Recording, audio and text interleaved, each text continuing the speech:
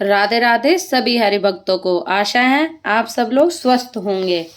आज मैं आप लोगों के साथ शेयर करूंगी किस तरीके से किया जाता है शुक्रवार का व्रत, क्या है विधि और क्या है शुक्रवार व्रत की कथा।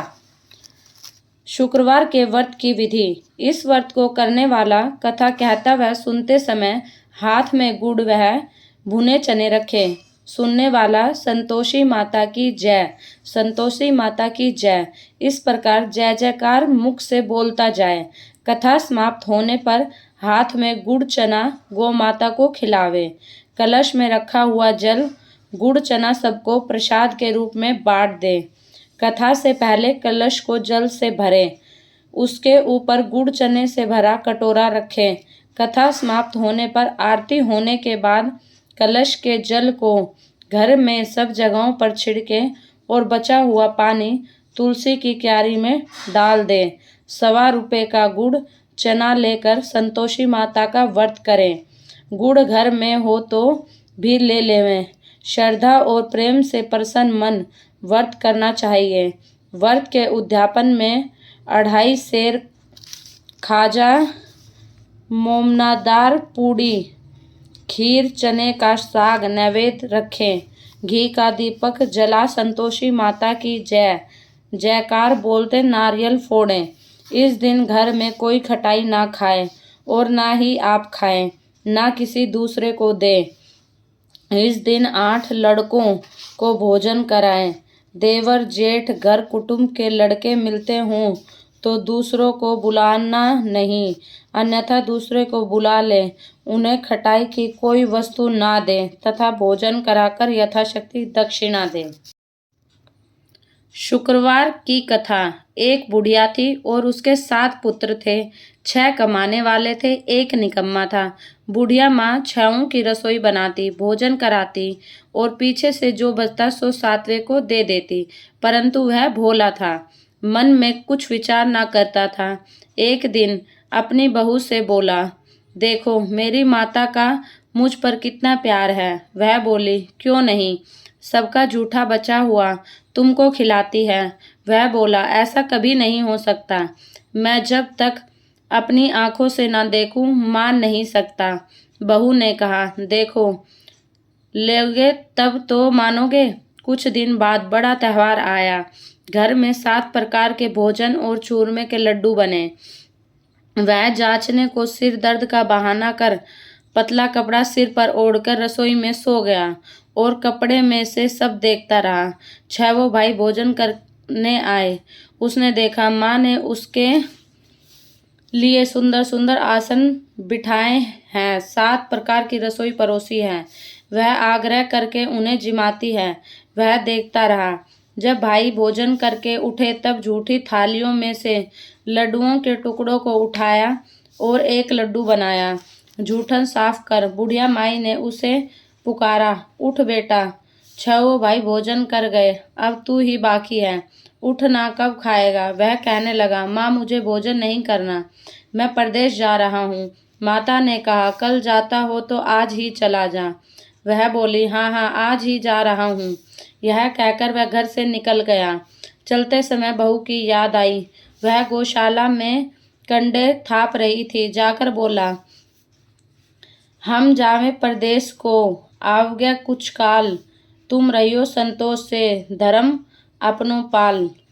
जाइयो पिया आनंद से, हमारो सोच हटाए, राम भरोसे हम रहें, ईश्वर तुम्हें सहाय।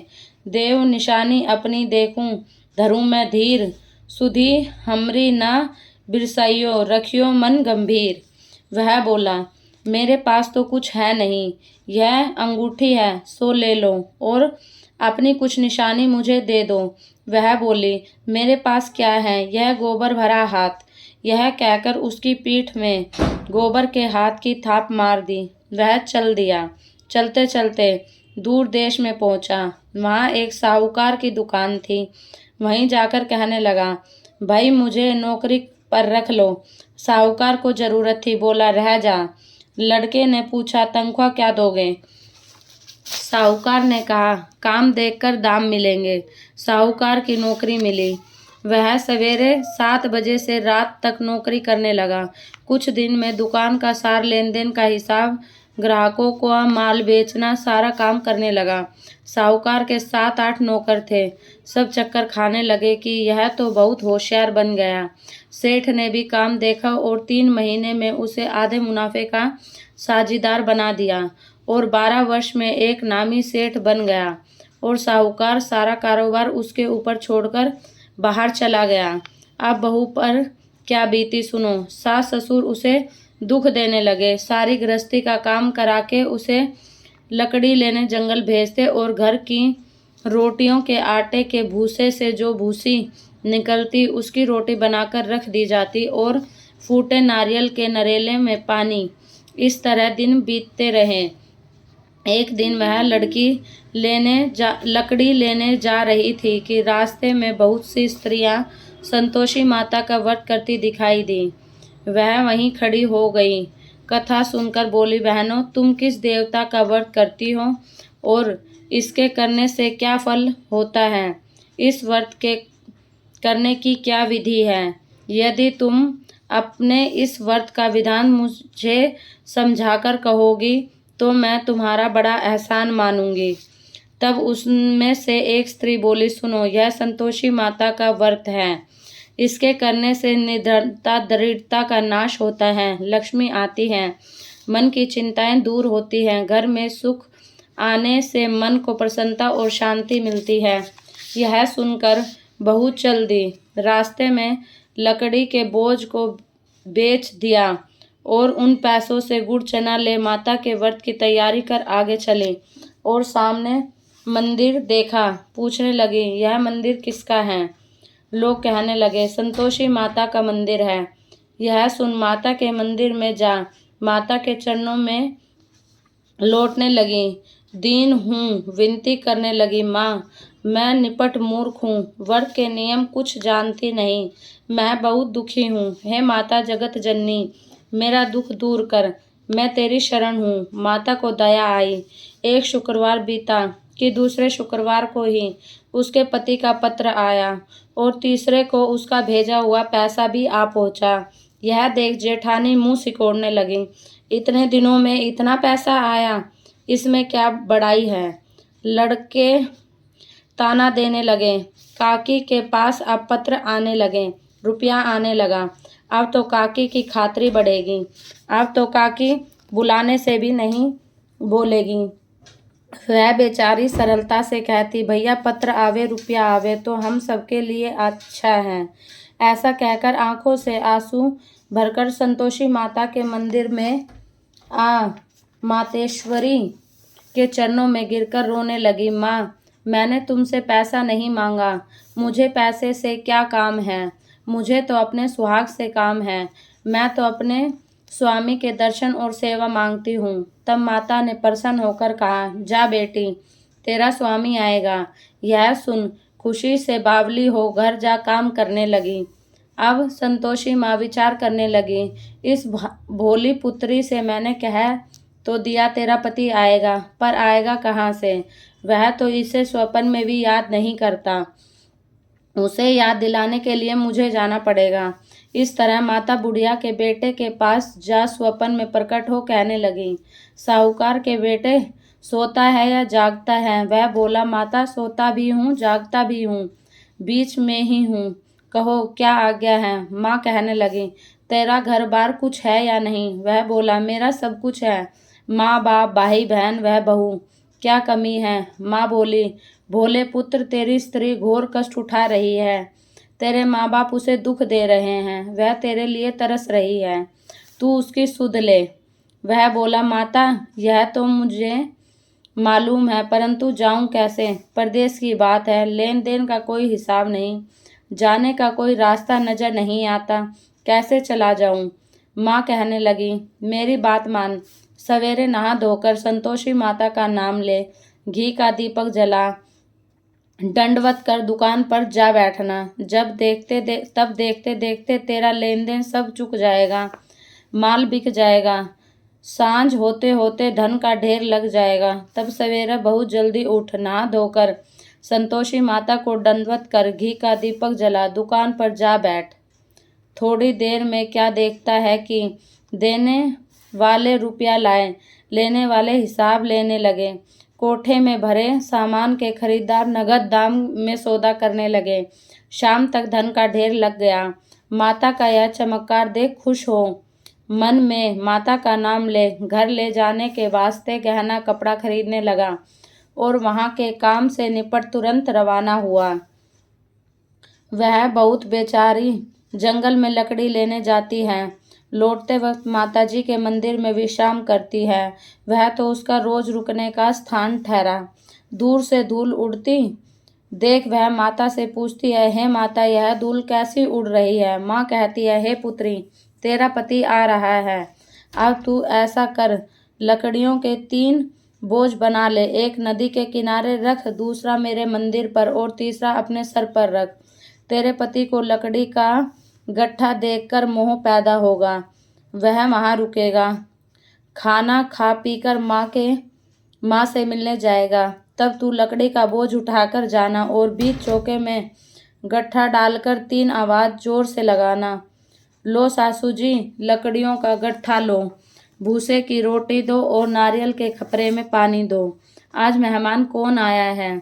माँ की बात सुन, बहुत अच्छा माता, कहकर प्रसन्न हो लकड़ियों के 3 गट्ठे ले आई। एक नदी के तट पर, एक माता के मंदिर पर रखा। इतने में ही मुसाफिर वहां आ पहुंचा। सूखी लकड़ी देख उसकी इच्छा हुई कि यहीं निवास करें और भोजन बना खा पीकर गांव जाए। इस प्रकार भोजन बना विश्राम ले गांव को गया। सबसे प्रेम से मिला। उसी समय बहू सिर पर लकड़ी का गट्ठर लाई और आती है। लकड़ी का भारी बोझ आंगन में गिर जोर से 3 आवाज देती है। लो सासू जी, लकड़ी का गट्ठर लो, भूसे की रोटी दो, नारियल के खपरे में पानी दो। आज मेहमान कौन आया है? यह सुनकर उसकी सास अपने दिए हुए कष्टों को भुलाने हेतु कहती है, बहू ऐसा क्यों कहती है? तेरे मालिक ही तो आया है। आ बैठ, मीठा भात खा, भोजन कर, कपड़े गहने पहन। इतने में आवाज सुन उसका स्वामी बाहर आता है और अंगूठी देख व्याकुल हो माँ से पूछता है, माँ यह कौन है? माँ कहती है, बेटा तेरी बहू है। आज 12 वर्ष हो गए। तू जब से गया है तब से सारे गांव में जानवर की तरह भटकती फिरती है। काम काज घर का कुछ नहीं करती, 4 समय आकर खा जाती है। अब तुझे देखकर भूसे की रोटी और नारियल के खपरे में पानी मांगती है। वह लज्जित हो बोला, ठीक है माँ, मैंने इसे भी देखा है और तुझे भी देखा है। अब मुझे दूसरे घर की ताली दे दो, मैं उसमें रहूं। तब माँ बोली, ठीक है बेटा, जैसा तेरी मर्जी, कहकर ताली का गुच्छा पटक दिया। उसने ताली ले दूसरे कमरे में जो तीसरी मंजिल के ऊपर था खोलकर सामान जमाया। एक दिन में ही वहां राजा के महल जैसा ठाट बाट बन गया। अब क्या था, वे दोनों सुखपूर्वक रहने लगे। इतने में अगला शुक्रवार आया। बहू ने अपने पति से कहा, मुझको माता क्या उद्यापन करना है। पति बोला, बहुत अच्छा, खुशी से करो। वह तुरंत ही उद्यापन की तैयारी करने लगी।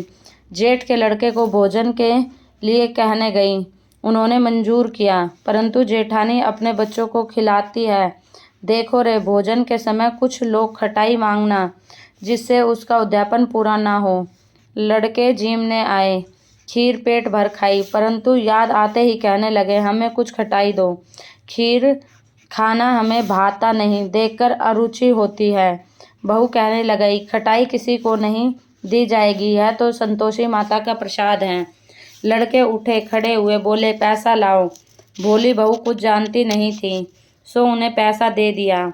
लड़के उसी समय उठ करके इमली ला खाने लगे। यह देख बहू पर माताजी ने कोप किया। राजा के दूत उसके पति को पकड़कर ले गए।